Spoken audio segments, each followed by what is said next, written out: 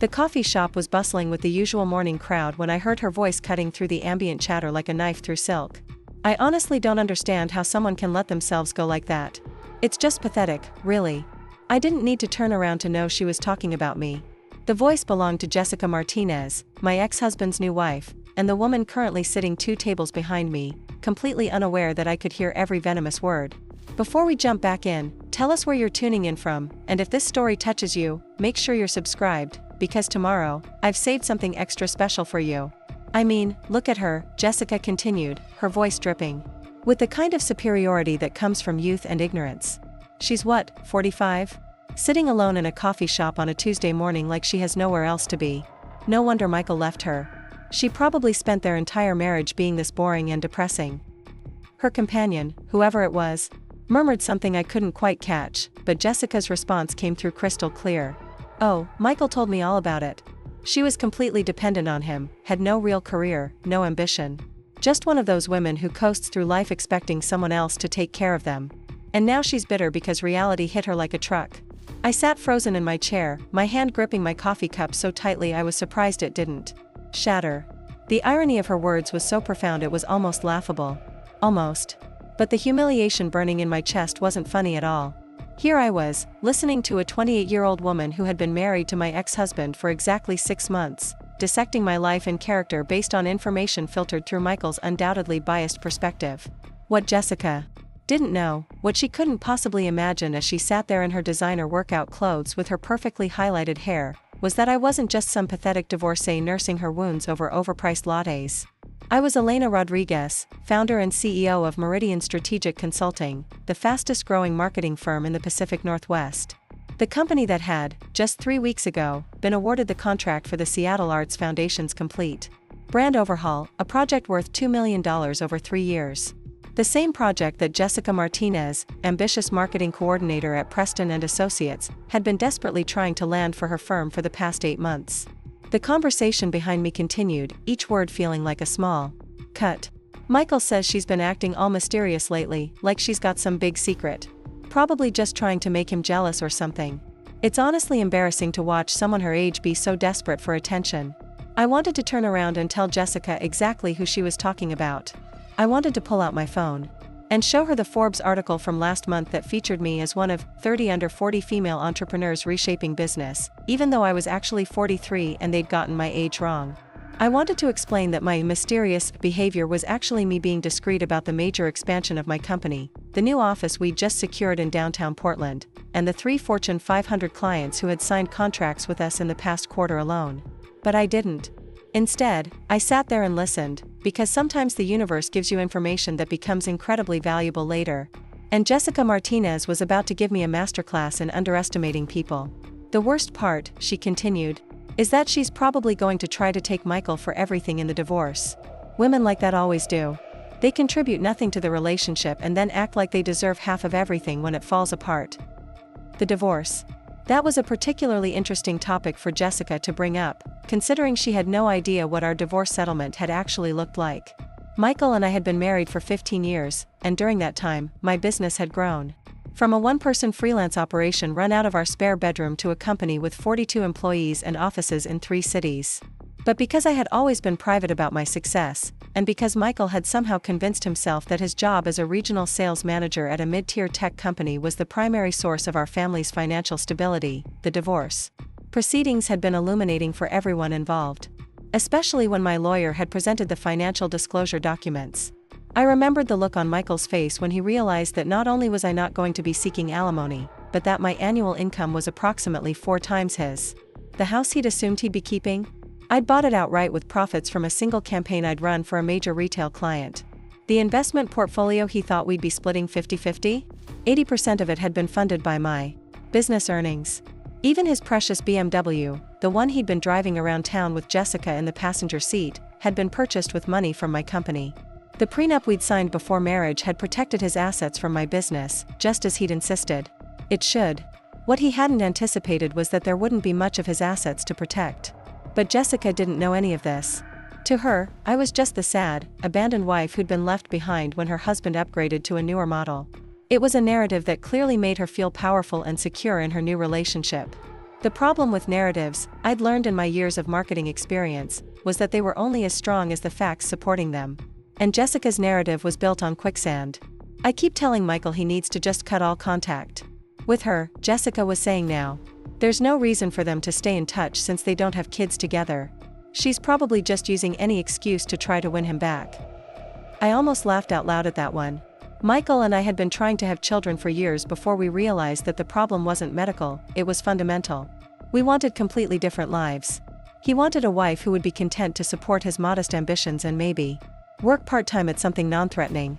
I wanted to build an empire.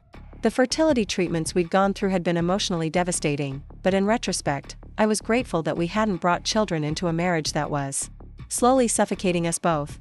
The contact Jessica was so worried about was actually entirely business-related.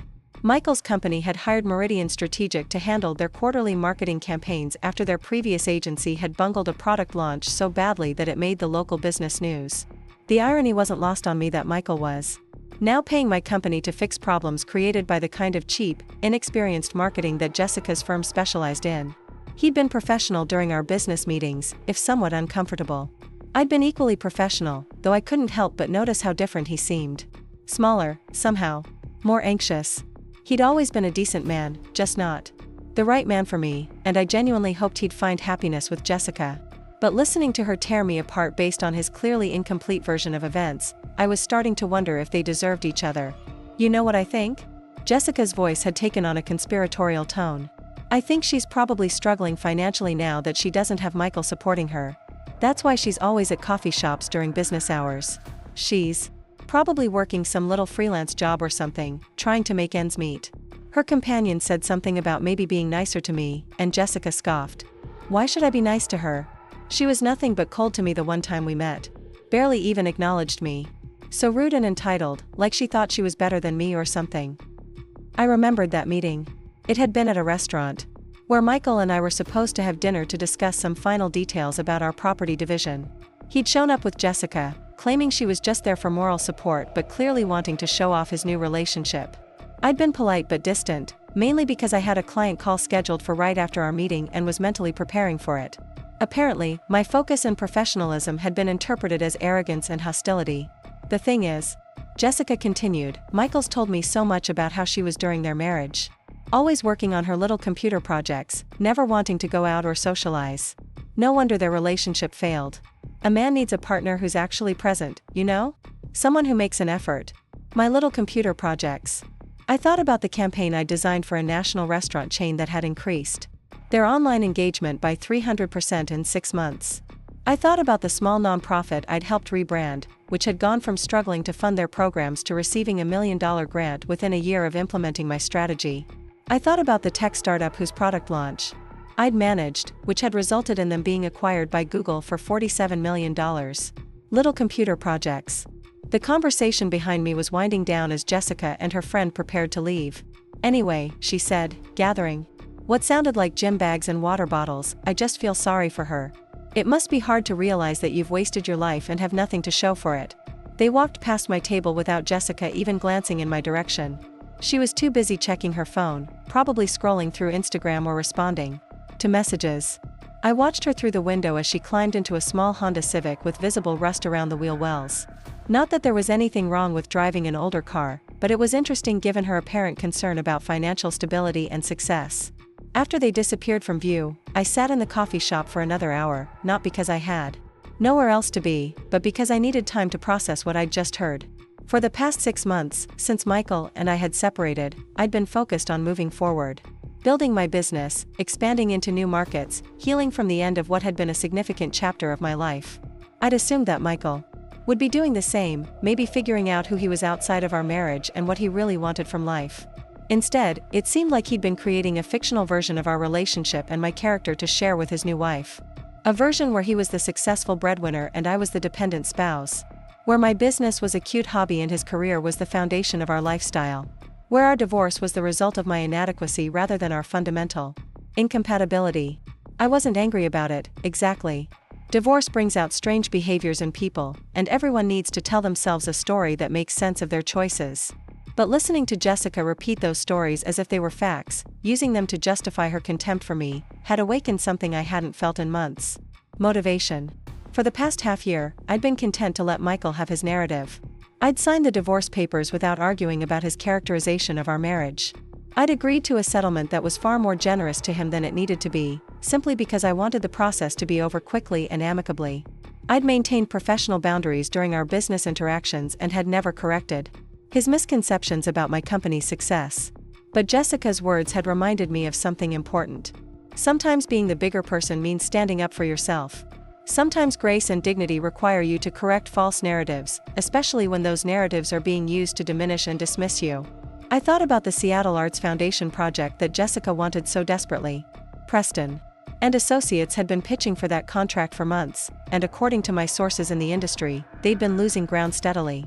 Their proposals were generic, their understanding of the arts community was superficial, and their track record with nonprofit clients was mediocre at best. They were exactly the kind of agency that survived by underbidding more qualified competitors and then delivering subpar results. Meridian Strategic, on the other hand, had been hand-selected by the Foundation's board after our work with the Portland Symphony had resulted in a 60% increase in season ticket sales and a complete transformation of their public image. We'd been courted by the Seattle Arts Foundation for nearly a year, and the contract we'd signed was not just for the brand overhaul, but for ongoing strategic consulting for the next 3 years. It was, quite literally, Jessica's dream job. She'd been posting about the Seattle Arts Foundation on her LinkedIn for months, sharing their events and tagging their executives. She'd written blog posts for Preston and Associates about the importance of arts funding and the role of marketing in cultural institutions. She'd positioned herself as her firm's expert on nonprofit marketing, despite having exactly 2 arts clients in her portfolio, both of them small community theaters with budgets under $10,000. The announcement of our contract award wasn't public yet. The foundation had asked us to keep the news confidential until their quarterly board meeting, where they'd be announcing several major strategic initiatives. That meeting was scheduled for Friday, just 4 days away, which meant I had 4 days to decide how to handle this situation. I could continue being the bigger person, letting Michael and Jessica maintain their illusions about who I was and what I'd accomplished.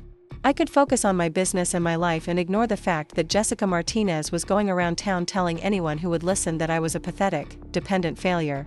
Or I could make sure that when the news of the Seattle Arts Foundation contract became public, Jessica would realize exactly who she'd been talking about in that coffee shop.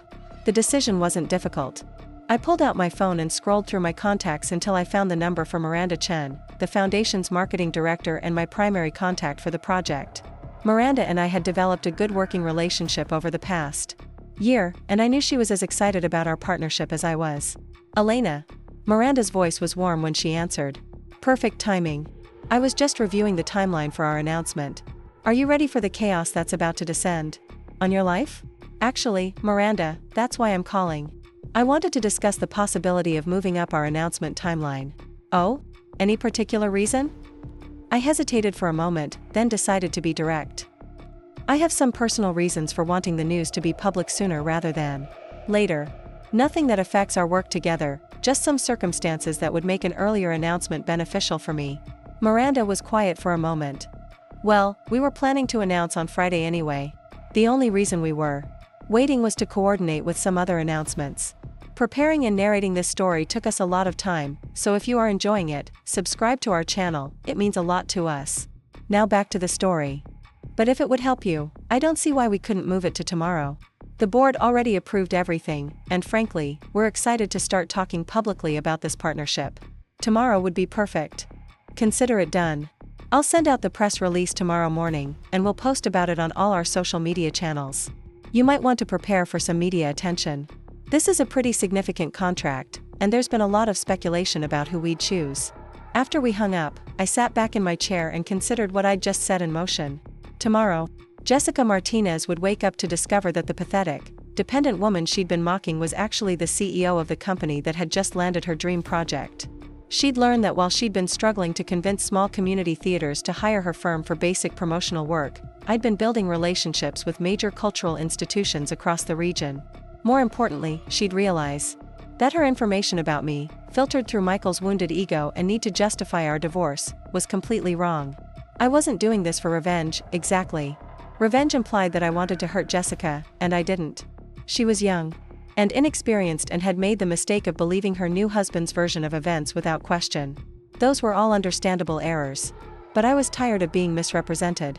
I was tired of having my accomplishments minimized and my character distorted by people who didn't really know me. And I was especially tired of being called pathetic by someone whose biggest professional achievement was managing the social media account for a local car dealership. The next 24 hours were going to be interesting. I gathered my things and left the coffee shop, but not before leaving a $20 tip for the barista who'd unknowingly provided the soundtrack to one of the most enlightening conversations I'd had in months. As I walked to my car, I felt something I hadn't experienced since the early days of building my business, the electric anticipation of knowing that everything was about to change. My phone buzzed with a text from Michael. "Can we reschedule Thursday's meeting? Jessica has something important happening at work this week." I smiled and typed back, "Of course. I think we're all going to have interesting weeks." The drive back to my office took me through downtown Seattle, past the gleaming buildings that housed some of the city's most successful companies. Many of them had worked with Meridian Strategic over the years, trusting us to help them navigate rebrands, product launches, and strategic communications. In 6 years, we'd never lost a client due to poor performance. In fact, we'd never lost a client at all. Our retention rate was 100%, something that was almost unheard of in the marketing industry. As I pulled into the parking garage beneath our building, I thought about all the assumptions people made about success and failure, about worth and value. Jessica had looked at me sitting alone in a coffee shop and seen failure. She'd heard I didn't have children and assumed I was incomplete. She'd learned that I was divorced and concluded that I'd been discarded for someone better. What she couldn't see from her limited perspective was that I was sitting in that coffee shop because I'd finished my morning client calls early and had decided to treat myself to good coffee and a few minutes of peaceful thinking. She didn't know that my choice not to have children had been equally mine, and that I'd found fulfillment in mentoring young professionals and building a company culture that supported working parents. She couldn't understand that my divorce had been a mutual recognition that Michael and I wanted different things from life, and that I was genuinely happier living authentically than I'd ever been trying to fit into someone else's vision of what my life should look like. But she was about to learn that assumptions based on limited information were dangerous things to base your opinions on. The elevator ride to the 15th floor gave me time to think about how I wanted to handle the next few days. I could have simply let the announcement speak for itself, allowing Jessica to connect the dots when she saw my name associated with the Seattle Arts Foundation contract. But something about her casual cruelty, her assumption that she could talk about me like I was a pathetic failure, made me want to be more direct. I'd built my business on the principle that clear communication prevented misunderstandings. It was time to apply that principle to my personal life. When the elevator doors opened, I was greeted by the familiar buzz of a successful agency in action. My assistant, David Kim, looked up from his desk with a smile. "How was your coffee break? You look like you're plotting something." "Maybe I am," I said, returning his smile. "Can you set up a meeting with the team for this afternoon? I want to discuss the Seattle Arts Foundation announcement strategy." "The announcement isn't until Friday, though." "Change of plans. We're moving it to tomorrow." David's eyes lit up with curiosity, but he was too professional to ask for details. "I'll send out the meeting invites now. Conference room A at 3? Perfect." I spent the rest of the morning reviewing the foundation materials and preparing for what would likely be a busy news cycle. Miranda had been right about the media attention. The Seattle Arts Foundation was one of the most prestigious cultural institutions in the Pacific Northwest, and their choice of marketing partner would be closely watched by others in the industry. But more than that, I was thinking about the broader implications of what was about to happen. For 6 months, I'd been living quietly, building my business and focusing on my work while Michael and Jessica built their new life together. I'd been content to let them have their narrative about our divorce and my supposed failures. Tomorrow, that narrative was going to crash into reality. And sometimes, reality had a way of being more dramatic than any story people told themselves. The afternoon team meeting was energizing in the way that only a room full of talented, passionate people could be. My employees understood the significance of the Seattle Arts Foundation contract, not just for our bottom line but for our reputation in the industry. This was the kind of project that would open doors to other major cultural institutions, the kind of client that would establish us as the premier marketing firm for arts organizations in the region. "The announcement goes live tomorrow at 9 a.m., I told the assembled team. Miranda Chen will be sending out the press release, and they'll be posting on all their social channels simultaneously. I want us to be ready to respond to media inquiries, potential new client calls, and probably some congratulatory messages from colleagues." "Should we prepare a counter-announcement from our end?" asked Sarah Thompson, our communications director. Already drafted, I said, sliding copies of our press release across the table. I want to make sure we control our own narrative from the beginning. As the meeting wound down and people began filing out, I found myself thinking again about narratives and control. For too long, I'd let other people define who I was and what my story meant. Michael had been allowed to cast me as the career-obsessed wife who'd prioritized work over family. Jessica had been allowed to see me as the pathetic ex-wife who'd been discarded for someone better. Tomorrow, I would start telling my own story. And it was going to be a story about a woman who'd built something extraordinary, who'd taken risks and worked hard and created value for her clients and her community. It was going to be a story about someone who'd chosen authenticity over comfort, who'd pursued her vision even when it cost her a marriage that wasn't right for either person involved. Most importantly, it was going to be a story about never underestimating people based on limited information and cruel assumptions. Jessica Martinez was about to learn that lesson the hard way. The next morning arrived with the kind of crisp autumn clarity that made Seattle feel like the most beautiful city in the world. I'd woken up at 5:30, not from anxiety but from excitement, and had spent an hour on my treadmill watching the sunrise paint Elliott Bay in shades of gold and amber. By 7, I was dressed in my favorite navy blazer and sitting at my kitchen island with coffee and my laptop, watching my email inbox fill with congratulatory messages from colleagues who'd gotten advance notice of the announcement. Miranda had been as good as her word. At exactly 9 a.m., the Seattle Arts Foundation's press release hit every major business publication in the Pacific Northwest simultaneously. The headline read, "Seattle Arts Foundation selects Meridian Strategic Consulting for Landmark Brand Transformation Initiative." The accompanying article detailed the 3-year, $2 million contract and quoted several board members about their excitement for the partnership. My phone started ringing immediately. The first call was from the Seattle Business Journal, wanting a quote about our expansion into arts consulting. The second was from a reporter at the Seattle Times who was working on a story about women-owned businesses landing major contracts. The third was from the president of the Portland Arts Foundation, who wanted to discuss bringing Meridian Strategic on for their upcoming capital campaign. But it was the fourth call that made me smile. David's voice was carefully neutral when he announced, "Elena, I have Michael Rodriguez on line too. He says it's urgent." Michael, who had probably woken up to the news that his pathetic ex-wife had just landed one of the most prestigious marketing contracts in the city. I wondered if Jessica had seen it yet, or if Michael was calling to give me a heads up before she found out. "Put him through," I said, settling back in my chair. "Elena." His voice was tight, controlled in the way it got when he was trying not to show emotion. "I just saw the news. The Seattle Arts Foundation contract. That's incredible." "Thank you," I said simply.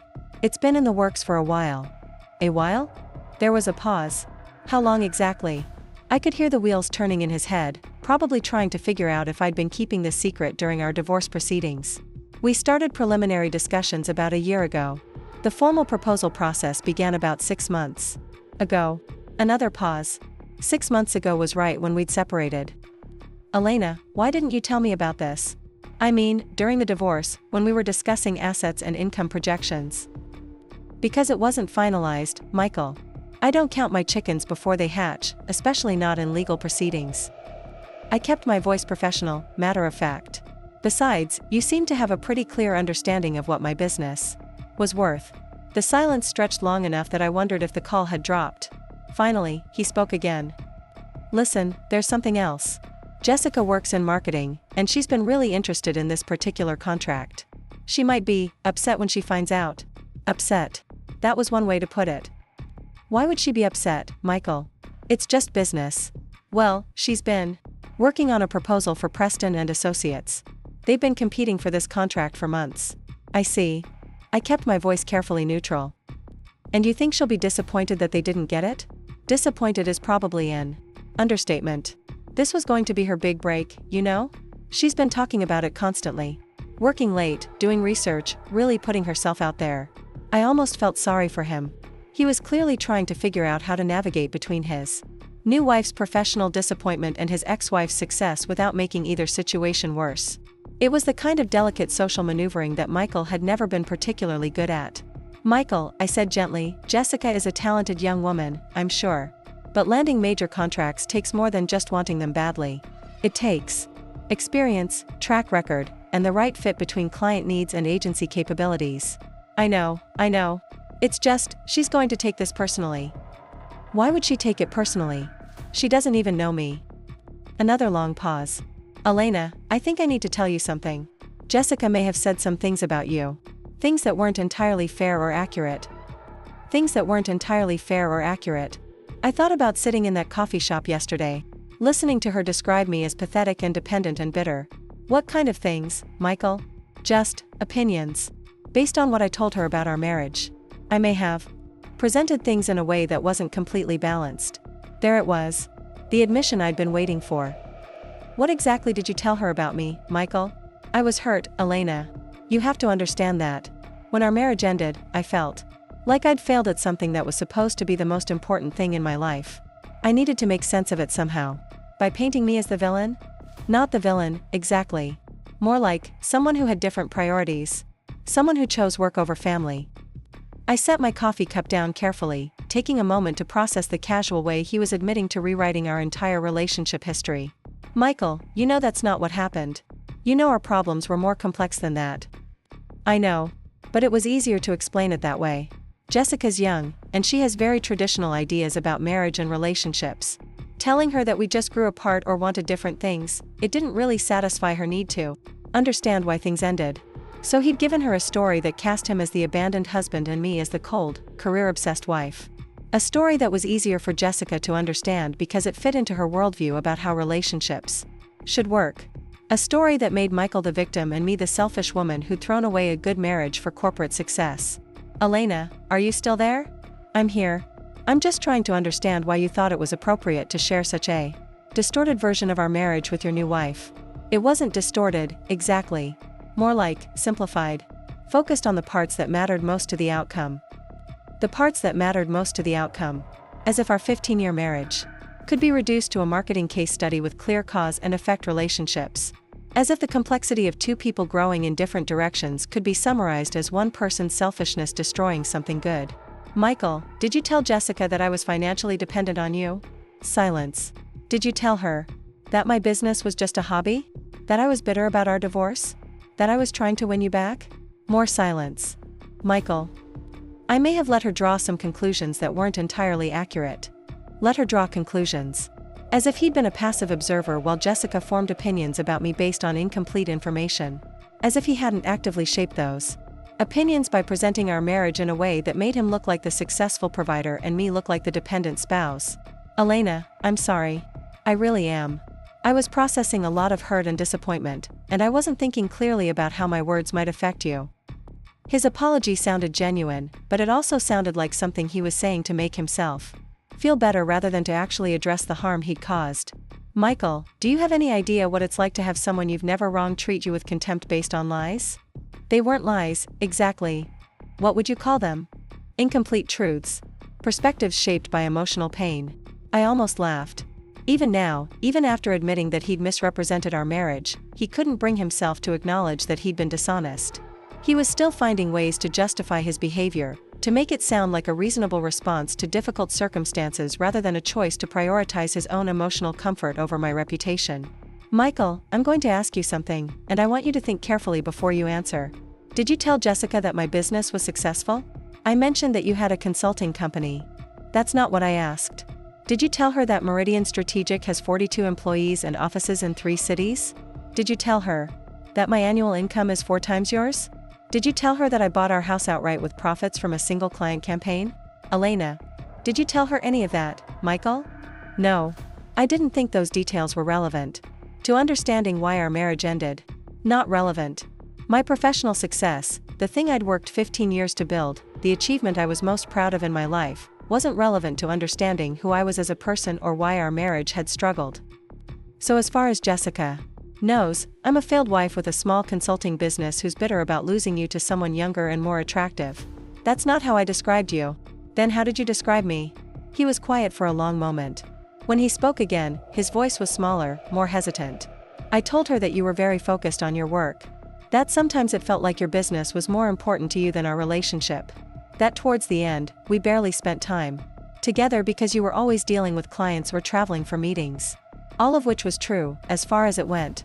But truth without context could be just as misleading as an outright lie. Yes, I'd been focused on my work, but I'd also been building something that would provide security and independence for both of us.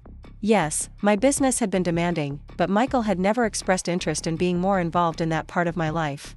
Yes, we'd spent less time together towards the end, but that was because we'd been growing in different directions, not because I'd chosen work over love. Michael, did you tell her that you were proud of what I'd built? That you supported my ambitions even when they required sacrifices from both of us?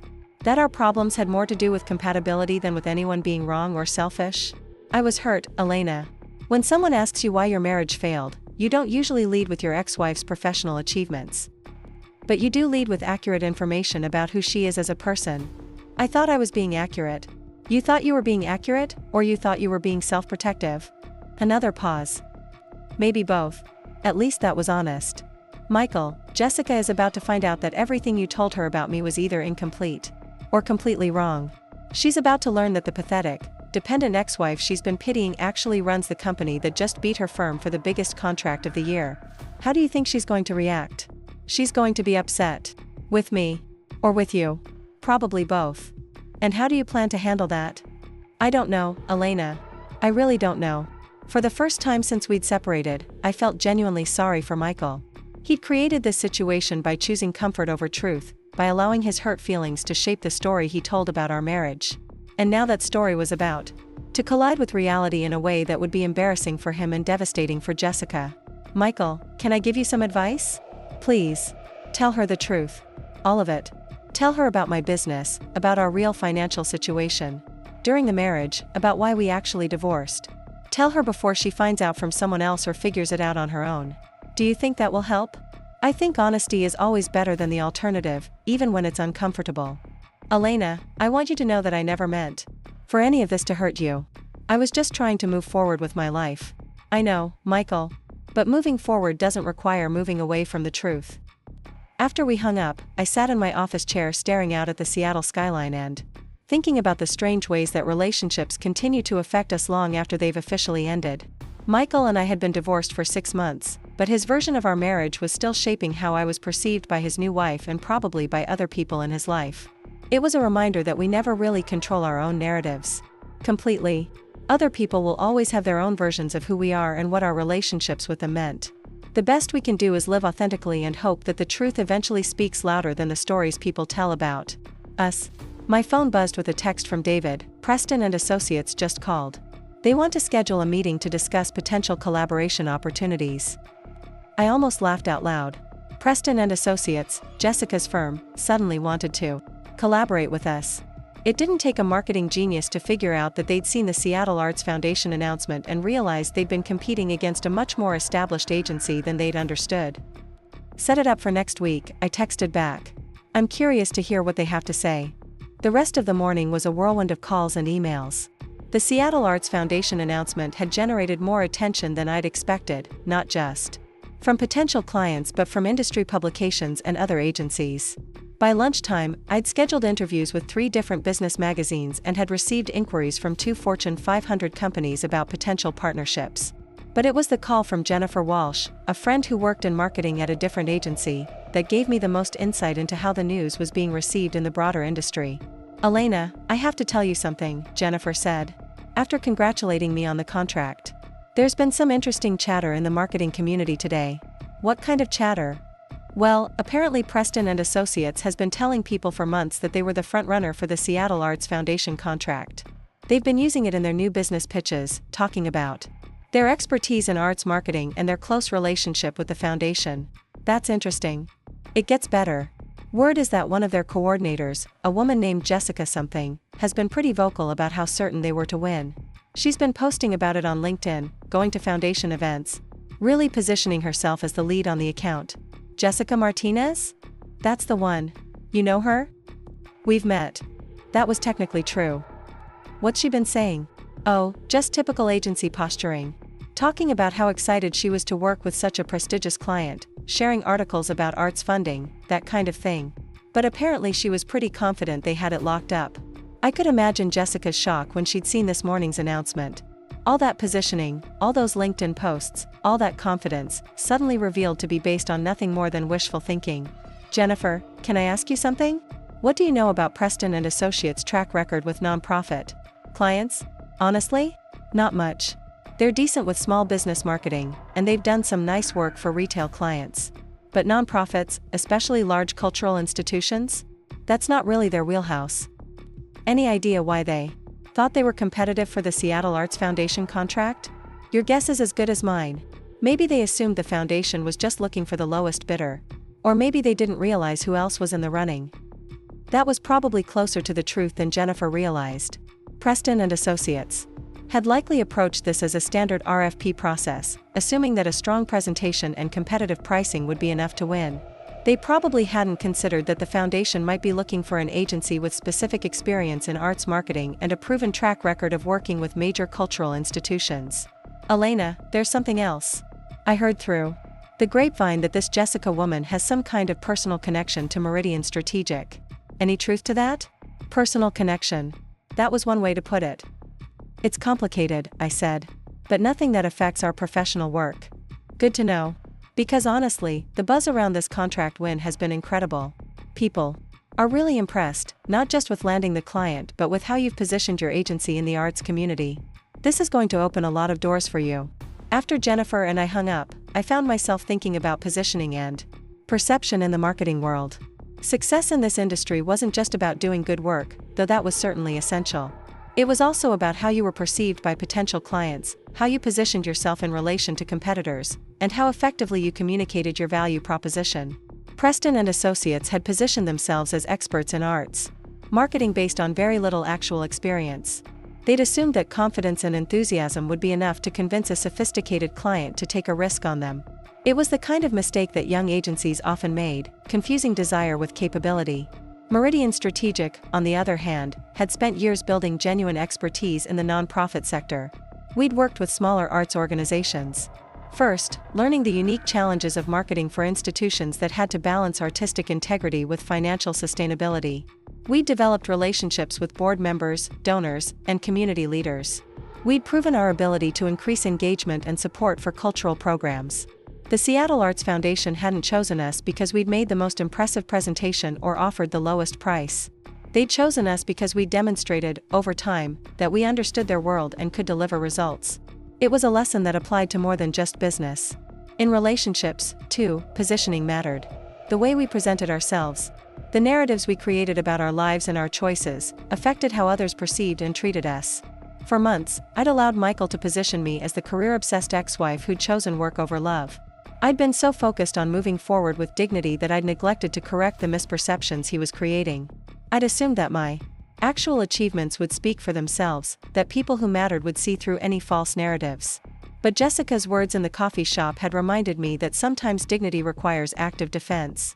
Sometimes being the bigger person means refusing to let others diminish you unchallenged. My assistant buzzed the intercom. Elena, I have Miranda Chen from the Seattle Arts Foundation on line 1. She says it's about media opportunities. Put her through. Elena, congratulations again on the coverage this morning. The response has been overwhelming in the best possible way. Miranda's voice was bright with excitement. I've already had calls from 3 other major cultural institutions asking about our selection process. That's wonderful news for everyone involved. Absolutely.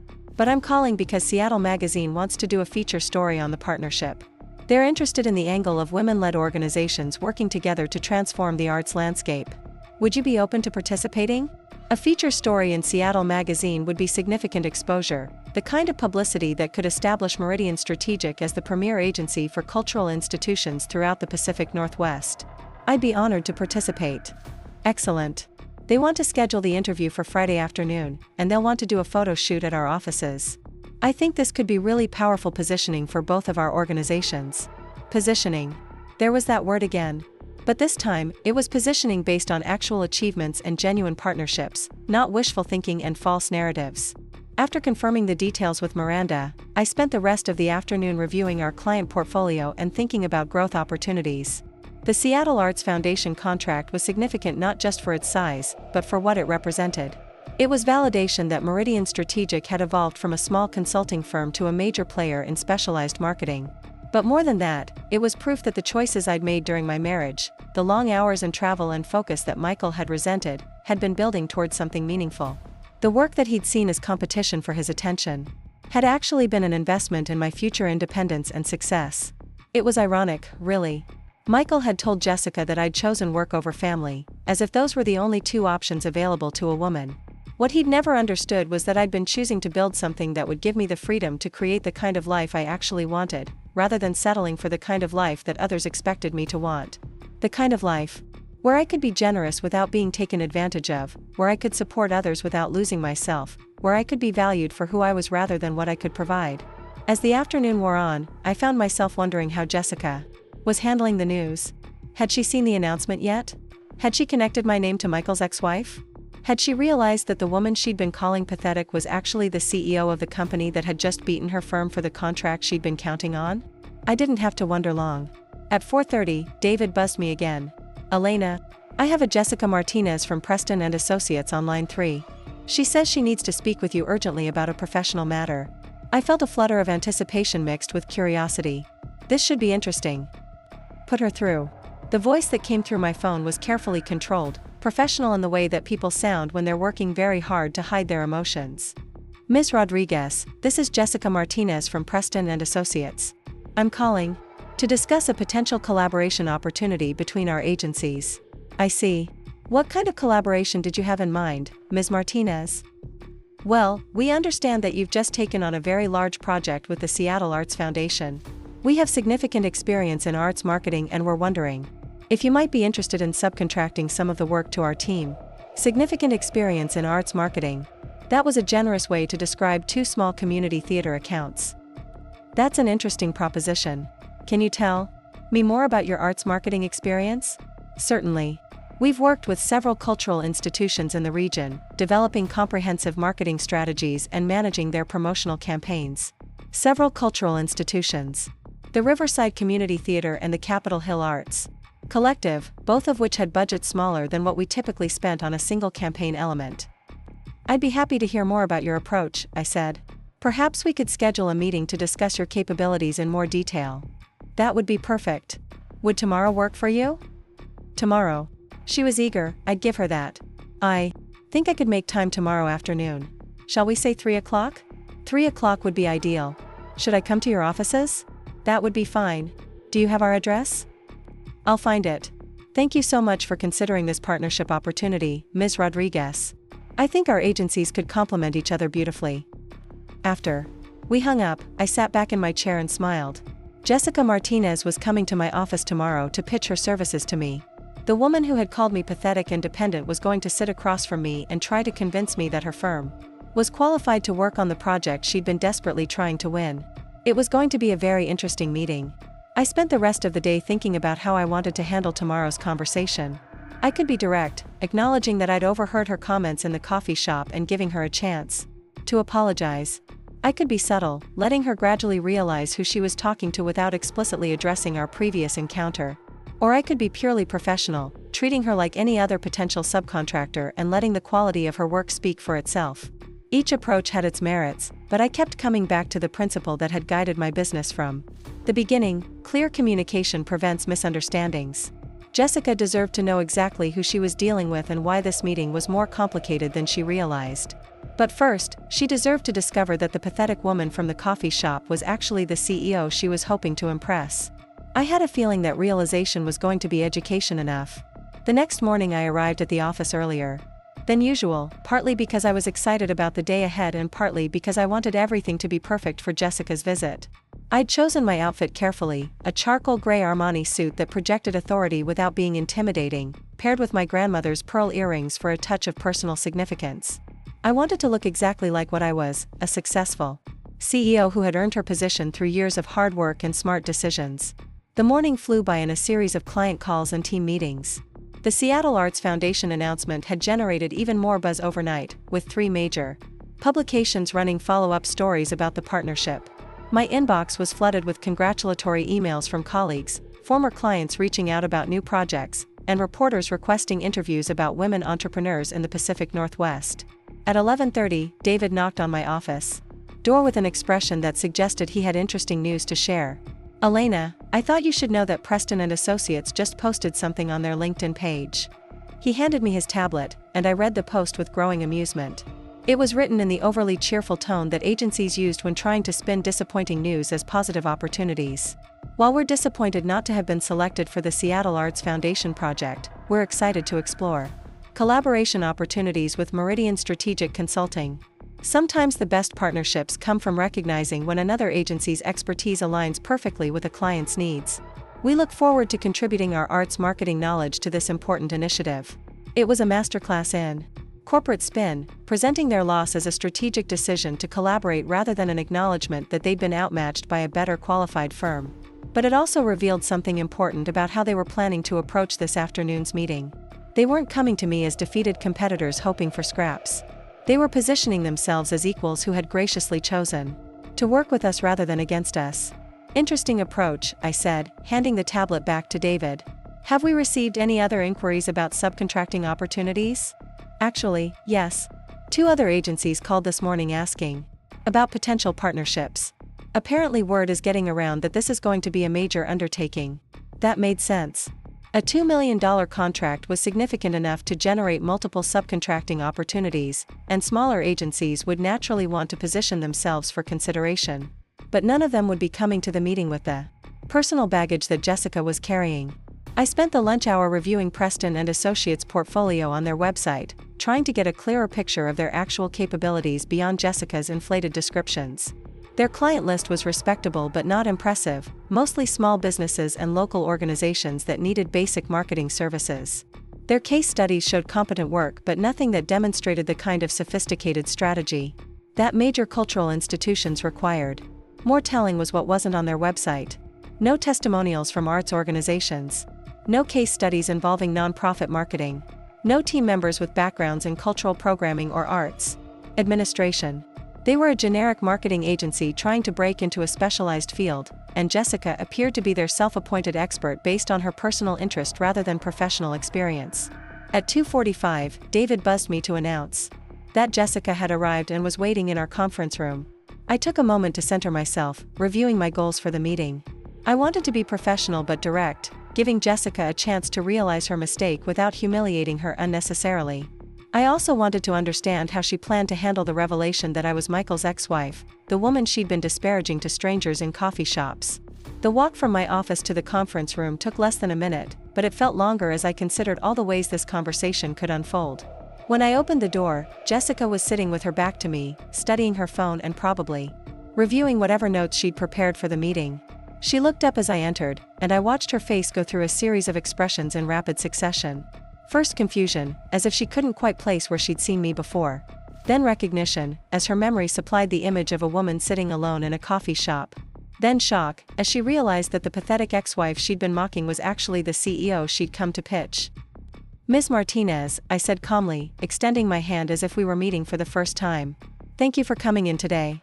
She stared at my outstretched hand for a moment before mechanically reaching out to shake it. Her palm was damp with nervous sweat, and her grip was weak. "Ms. Rodriguez. Thank you for taking the time to meet with me." I settled into the chair across from her and opened the leather portfolio I'd brought with me. "I understand you're interested in discussing collaboration opportunities on the Seattle Arts Foundation project." Jessica nodded, but her eyes were wide and unfocused, like someone who'd just received unexpected news and was still processing it. "Yes, that's right. Preston and Associates has significant experience in arts marketing, and we thought we might be able to contribute to your efforts." Her voice was steady, which I had to admire. Whatever else Jessica might be, she was trying to maintain professionalism despite what must have been an emotionally devastating realization. "I'd love to hear more about your experience," I said. "Can you walk me through some of the cultural institutions you've worked with?" She opened her own portfolio and pulled out a folder of materials that looked hastily assembled. "Certainly. We've had great success with the Riverside Community Theater, helping them increase season ticket sales by 23% over 2 years." "That's impressive," I said, making a note. "What was their annual marketing budget?" "Their budget?" She fumbled through her papers. "I believe it was around $8,000 annually." $8,000. The Seattle Arts Foundation's marketing budget for this project alone was more than 20 times that amount. "And what strategies did you implement to achieve those results?" "We redesigned their website, created social media accounts, and helped them develop a more consistent brand message across all their communications. Basic services that any competent marketing firm could provide. Nothing that demonstrated understanding of the complex dynamics involved in marketing for major cultural institutions. What about your work with other arts organizations? We also consulted with the Capitol Hill Arts Collective on their promotional strategy for their annual festival. And what was the scope of that project? Jessica was starting to look flustered as she realized how thin her portfolio was when subjected to actual scrutiny. We helped them create flyers and manage their Facebook advertising for the event. Flyers and Facebook ads. For a collective that probably had a marketing budget measured in hundreds rather than thousands of dollars. This was the significant experience in arts marketing that Preston and Associates was hoping to leverage into a subcontracting relationship on a $2 million project. Ms. Martinez, I said gently, can I ask what specifically qualifies Preston and Associates to work on a project of this magnitude and complexity? She was quiet for a long moment, staring down at her papers as if they might contain an answer she'd somehow missed. When she looked up, her eyes were bright with unshed tears, though her voice remained controlled. Ms. Rodriguez, I think I owe you an apology. For what? I believe you may have overheard a conversation I had yesterday at the coffee shop on Pine Street. So she did remember. I'm not sure what you're referring to. I was talking about Michael's ex-wife. About you. And I said some things that were inappropriate and inaccurate. I waited, curious to see how she would handle this acknowledgement. I based my comments on information that was clearly incomplete, and I spoke about someone I don't actually know in a way that was unprofessional and unkind. I'm deeply sorry for that. Her apology was more gracious than I'd expected, and I found myself reassessing my initial impression of her. It took courage to acknowledge such a significant mistake, especially in a professional context where it could affect her career prospects. I appreciate your honesty, I said. Can I ask, what led you to draw those conclusions about me? Jessica took a shaky breath. Michael told me that his ex-wife was very focused on her career, sometimes to the exclusion of their relationship. He said that work had always been her first priority and that she'd struggled to balance her professional ambitions with marriage. And from that, you concluded that I was pathetic and dependent? She winced at hearing her own words repeated back to her. I made assumptions based on my own limited understanding of relationships and success. I thought that if someone's marriage failed because of career focus, it meant they'd chosen poorly and ended up with nothing to show for it. But you didn't actually know anything about my career. No, I didn't. Michael mentioned that you had a consulting business, but he didn't provide any details about its scope or success. I assumed it was small and struggling because... She trailed off, looking embarrassed. Because why? Because I couldn't imagine how someone could build something truly significant without their spouse being proud of it and talking about it more openly. That was actually a perceptive observation, and it cut closer to the truth than Jessica probably realized. Michael's reluctance to discuss my professional achievements had been a source of tension between us for years. He'd been supportive in theory but uncomfortable with the reality of being married to someone whose career was more successful than his own. Jessica, can I ask you something personal? She nodded, though she looked wary. How do you think you would feel if your husband consistently minimized your professional achievements when talking to other people? She was quiet for a moment, considering the question. I think I would feel unseen. Like the thing I was most proud of didn't matter to the person who was supposed to love me most. That's exactly right. Is that what happened in your marriage? I leaned back in my chair, studying her face. She looked genuinely curious rather than defensive, as if she was trying to understand something that had never occurred to her before. Michael is a good man, I said carefully. But he was never entirely comfortable with my success. It wasn't malicious, but it was consistent. When people asked about my work, he would describe it in ways that made it sound smaller and less significant than it actually was. When I achieved something important, he would congratulate me privately but rarely mentioned it to others. That must have been incredibly isolating. It was. And over time, it became one of many small disconnects that added up to fundamental incompatibility. Jessica was nodding slowly, as if pieces of a puzzle were falling into place. So when he told me about your marriage ending, he focused on the parts that made you seem career-obsessed because that was easier than acknowledging his own discomfort with your success. I think that's fair to say. And I took his version of events and added my own judgments about what it meant to prioritize career over family. You did. She sat back in her chair and closed her eyes for a moment. When she opened them, she looked older somehow, as if the conversation had forced her to grow up in real time.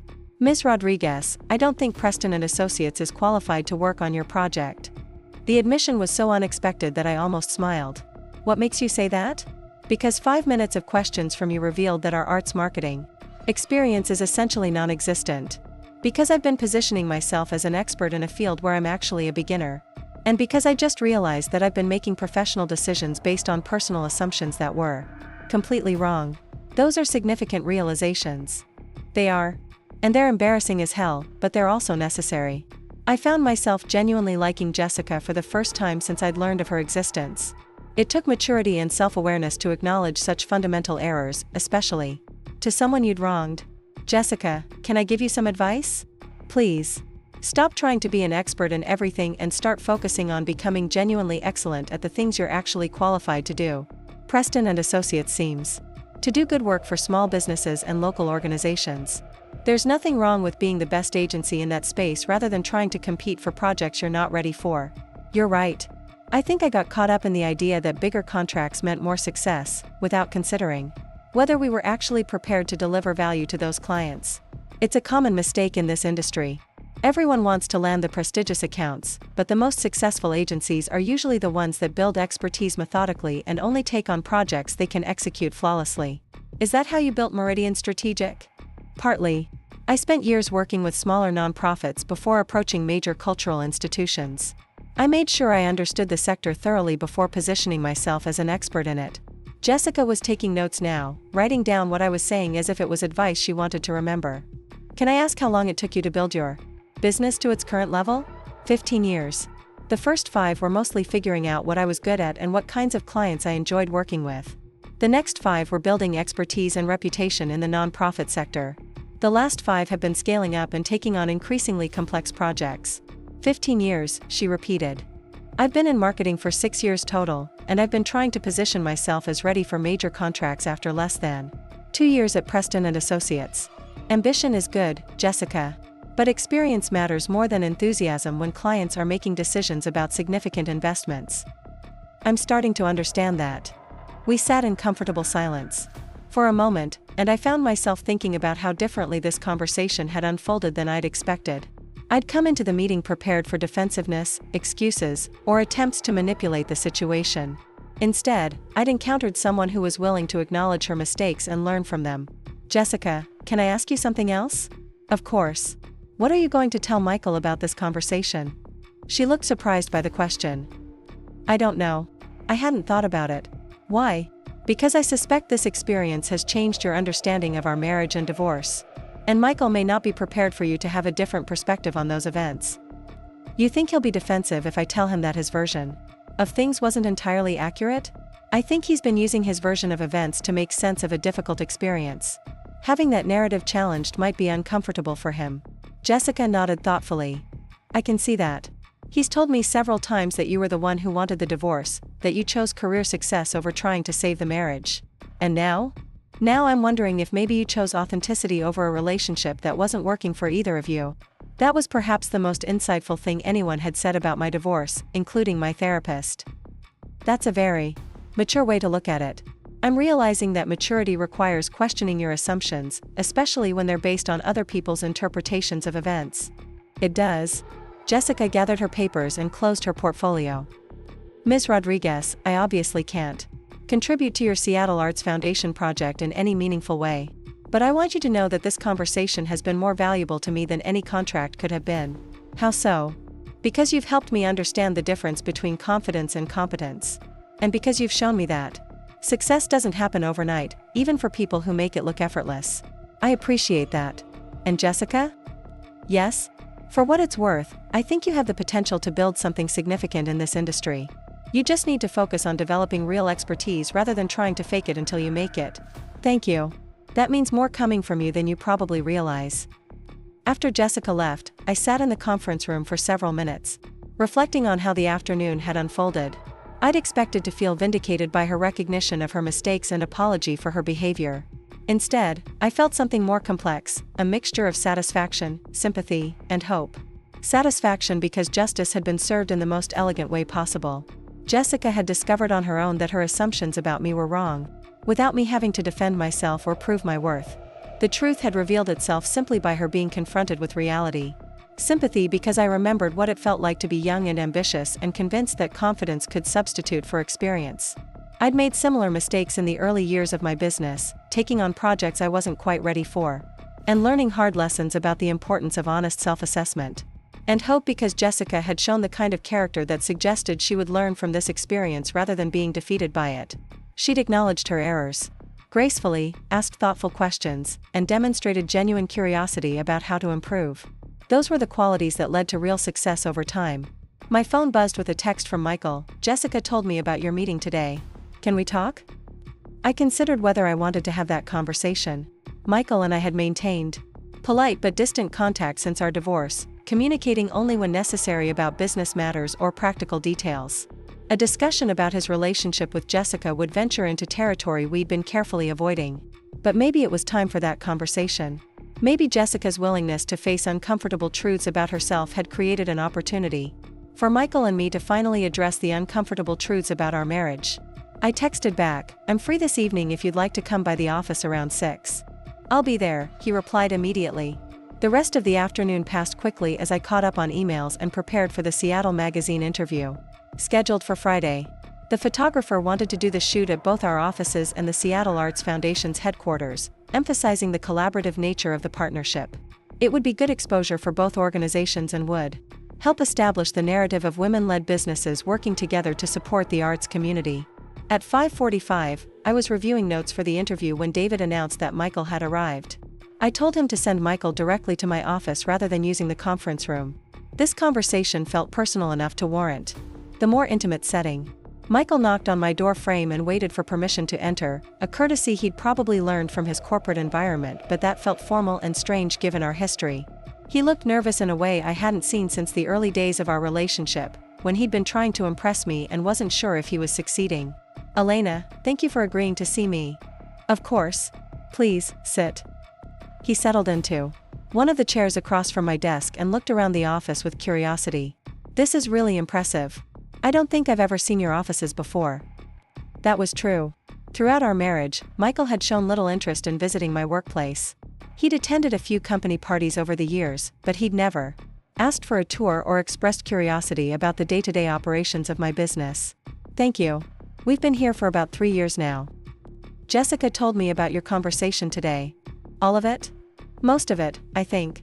She said she owed you an apology for some things she'd said, and that she'd been wrong about your business and your success." "That's accurate." Michael was quiet for a moment, staring at his hands. When he looked up, his expression was guilty and ashamed. "Elena, I owe you an apology too. A much bigger one than Jessica's." I waited for him to continue. "I've been dishonest about you. About us. About why our marriage ended.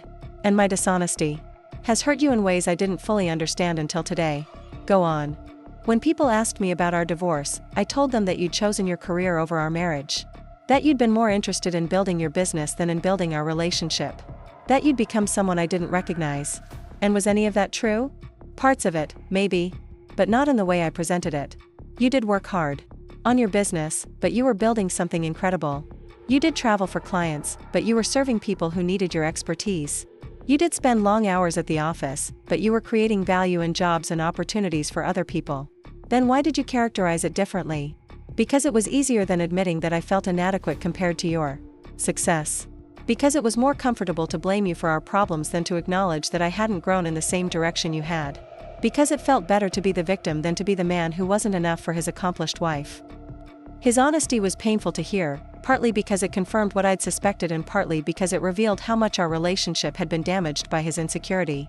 "Michael, I never wanted you to feel inadequate. I tried to include you in my success, to share my excitement about the business and the clients and the opportunities." "I know you did. But instead of celebrating with you, I felt diminished by your achievements. Every success you had reminded me that I wasn't achieving as much in my own career. So you dealt with that by minimizing my success when you talked about it to others." "I did. And I told myself I was just being modest or protective of your privacy. But really, I was protecting my own ego by making your achievements seem smaller and less important. And when we got divorced, you continued that pattern by explaining our split in a way that made me look selfish and career-obsessed." "Yes. And I let Jessica form opinions about you based on that skewed information, which led to her treating you with contempt you didn't deserve." I leaned back in my chair and studied my ex-husband's face. This was the most honest conversation we'd had in years, possibly in our entire relationship. It was also coming far too late to save our marriage, but it felt important nonetheless. Michael, why are you telling me this now? Because Jessica came home from your meeting today and helped me understand how my behavior has affected both of you.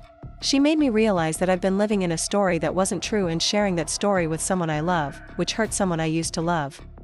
What exactly did she say? She said that meeting you had changed her understanding of success and ambition and marriage. She said she realized that she'd been judging you based on assumptions that said more about her own insecurities than about your character.